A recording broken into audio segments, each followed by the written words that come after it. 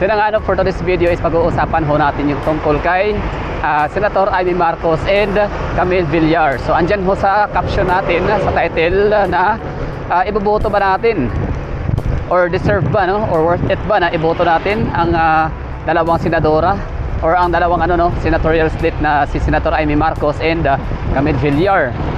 So, ibig ko sabihin na di ba tayo mga DDS naman tayo die hard Duterte supporter, kumbaga ang sinasabi sa atin ni Tatay Digong is vote straight, no, PDP laban.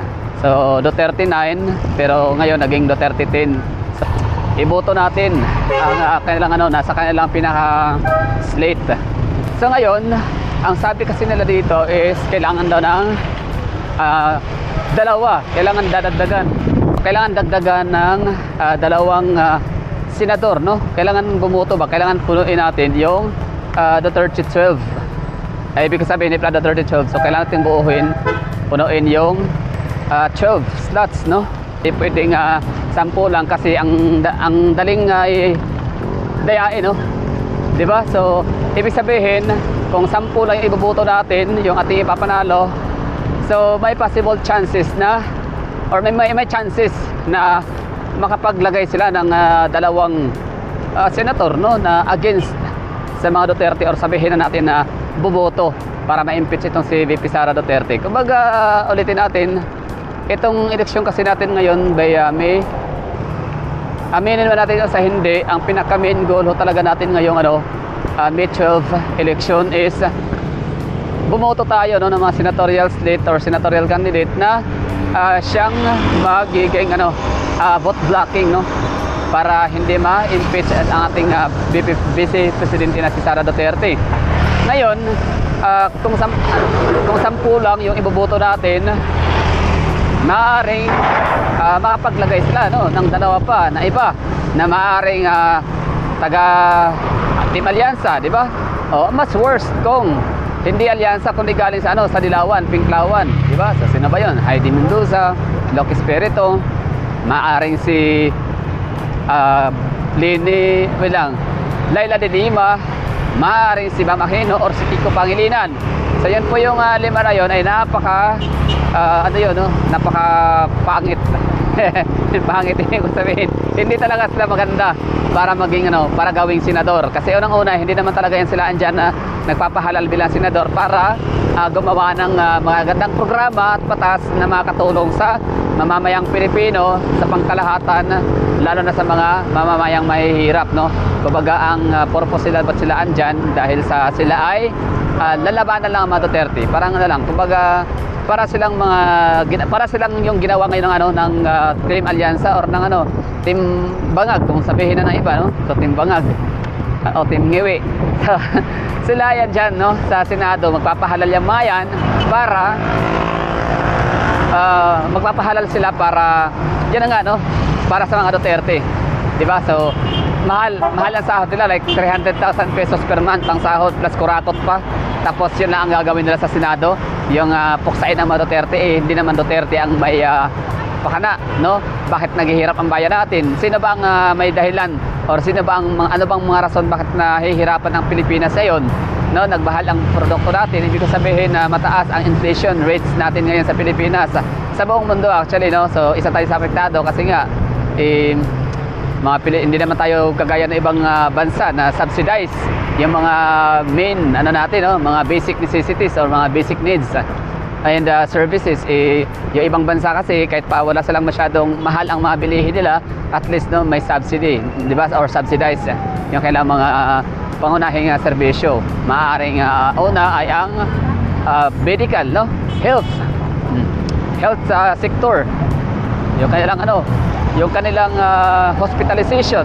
Although kahit pasabihin natin na hindi naman talaga libre ang hospitalization sa ibang bansa, sa mga third world country, kasi yan ay binabayaran nila sa napakamahal din nila na tax. Pero at least ba, no, ang kanilang hospitalization is kapag charge talaga siya, no, hindi talaga yung typical na pahihirapan ka pa. Hindi yung typical na kagaya sa Pilipinas na karapatan mo magpagamot, magpa-hospital, gamitin mo yung iyong mga insurances. Pero pahihirapan ka, di ba? Iniipit ka, pinapower trip, di ba? Ng mga nasa posisyon. Tama ba yung mga sabi ko dito? Anyway, yan lang, no? Ano sa tingin nyo? Boboto ba kayo kila Senator Amy tsaka kay, kay Camille Villar? Kasi, oo nga pala, bakit si Camille Villar at saka si Senator Amy Marcos yung napag-usapan natin? Bakit hindi yung iba, no? Bakit hindi si Bong Revilla? Bakit hindi sila Ito Lapid? Sila Tito Soto, di ba? Sila Ping Lacson.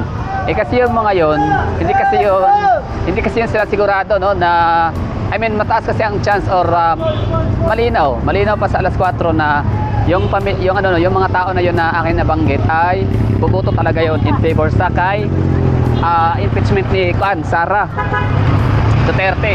So ngayon, ang mangyari dyan, kung hindi natin iboboto yung dalawa pang additional sa 10, ang mangyari kasi dyan ay pwede tayo masalisihan, no, ng dalawa. So depende kung dadayain ng election natin ngayong upcoming May 12, or pwede rin na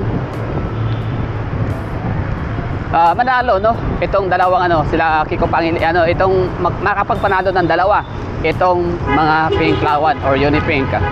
So sino ba yun? Sila yun si Kiko Pangilinan, Loc Espiritu, Heidi Mendoza, Lila de Lima, tama ba? Lila de Lima, tsaka si Makino or Kiko Pangilinan. Basta nabanggit ko na ba yun? Ulit-ulit, no? So yun lang siguro yung natin, topic for today's video. Yun lang, kumbaga sa tingin nyo mga DDS dyan? Ako nakikipag-usap sa inyo mga Duterte diehard supporter. Kung kayo ba ay buboto kila Senator Amy Marcos and Camille Villar, despite na si Camille Villar ay nasa alyansa. Pero bakit kasi si Villar ay nasa team alyansa?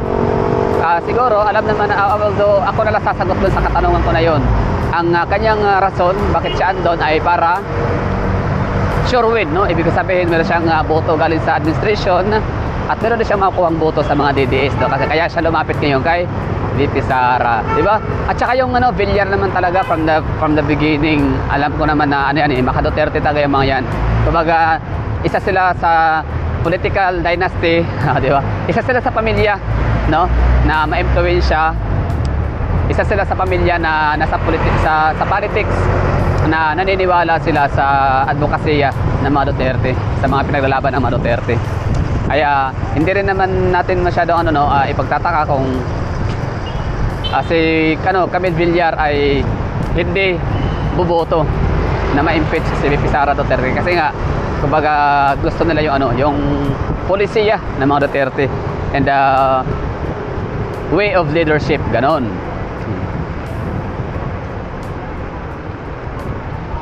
So okay na tayo. Dito na lang tayo hanggang dito na lang yung video natin. Maraming thank you sa mga nanonood. Pagpasensyahan nyo na kung medyo tayo dito, no, kung medyo struggle sa ating ganitong uri ng content. Kumbaga commentary, kumbaga about politics. Tapos yan lang bilang isang Davaoenyo, Filipino botante, taxpayers na rin, consumer, di ba? Constituents, tao, no? So ako nagpapahayag or bini-voice out ko yung aking opinion, views and sentiments, ganon, about politics. So may influensya man ako, wala, okay lang yun. Ang mahalaga sa akin ay meron akong kakayahan, no? Ibig sabihin na I'm able to share my thoughts and sentiments, ganun. Yung iba kasi dyan, may influensya sila, may pangalan, diba, sikat, pero hindi nila kayang voice out ng kailangan political sides and political color and opinions, views and sentiments. Kasi nga sila ay hindi allowed, no? For example, celebrity na marami tayong mga celebrity, marami akong kahit paano alam, no? Hindi ko lang babanggitin ng mga celebrity, mga taga ABS-CBN, no? Mga talent or sabi nating explosive talent ng ABS-CBN na Maka Duterte din sila, pero hindi sila pwede mag-voice out ng kailangan ng kailangan feelings, no? Ng kailangan sentiments, hinanaing sa mga Duterte. Di ba? Kasi hindi sila allowed, no? Pwede silang matanggal, di ba? Pwede silang tanggalan ng trabaho.